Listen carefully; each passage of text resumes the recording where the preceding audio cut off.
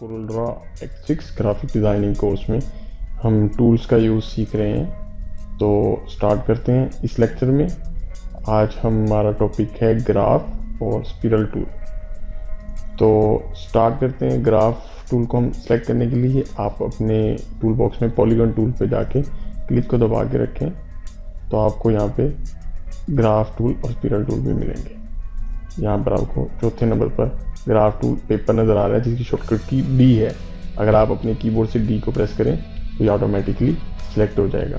दोस्तों ये टूल जो है ये भी टेबल की तरह रो और कॉलम पर वर्किंग के लिए यूज़ होता है। तो कोई भी जो चीज़ आप ड्रॉ करने से पहले आप ये डिसाइड करेंगे कि आपको कितने रो कितने कॉलम चाहिए। हम यहाँ पर 15 रोज और 5 कॉलम लिखे हुए हैं और जैसे ही हम इसको ड्रैग करते हैं तो 15 रोज हैं और 5 कॉलम है। जो मर्जी आप इसको साइज देना चाहें वो आप इसको अप्लाई कर सकते हैं। तो ये जो है हमारा ग्राफ पेपर वाला टूल है और इसके अंदर आपको ये भी फ़ायदा है कि अगर फॉर एग्जांपल आपको कहीं छोटे छोटे एक जितने बॉक्स चाहिए, कोई ऐसा डिज़ाइन है तो आपको बॉक्स बार बार डिज़ाइन ना करना पड़े, बल्कि आप एक दफ़ा ग्राफ लेके अपनी रिक्वायरमेंट के मुताबिक किसी एक सेल को देखें और सारे सेल उसके बराबर हो जाएंगे तो आप उसको यूज़ कर सकते हैं। अब ये सेल सारे इकट्ठे हैं, हम किसी सेल को निकालना चाहते हैं तो इसको इन शेप को अनग्रुप करना पड़ेगा क्योंकि सारी शेप एक बनी हुई है। तो ऊपर यहाँ पर अनग्रुप के ऑप्शन है, इस पर क्लिक करते हैं। अब आप ये देखें सारे बॉक्सेस अलग हो गए हैं, कहीं से भी हम पकड़ के इसको निकाल सकते हैं। तो ये जो हमारा ग्राफ पेपर है और इसके अंदर आप इस तरह की वर्किंग कर सकते हैं। हम इसके अंदर कोई कलर भी लगा सकते हैं, आउटलाइन लगा सकते हैं, तो तमाम सेटिंग्स हम इसकी एडजस्ट कर सकते हैं। ग्राफ पेपर के बाद हमारे पास स्पिरल टूल है, उसको भी सिलेक्ट करने के लिए ये पॉलीगॉन टूल वाले पे क्लिक को दबा के रखें तो सबसे लास्ट पे स्पिरल टूल नज़र आ रहा है जिसकी शॉर्टकट की ए है। अगर आप अपनी कीबोर्ड से ए को प्रेस करें तो ऑटोमेटिकली जो है वो ये टूल स्पिरल टूल सेलेक्ट हो जाएगा। ये टूल जो है ये भी एक सर्कल की तरह और एक स्प्रिंग की तरह का इफेक्ट देने के लिए यूज़ होता है।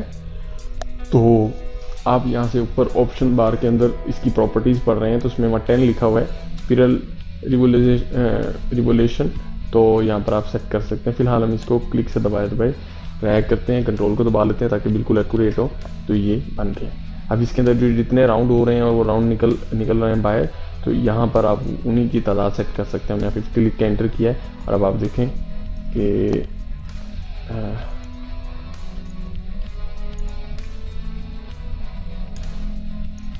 50 लिख के किया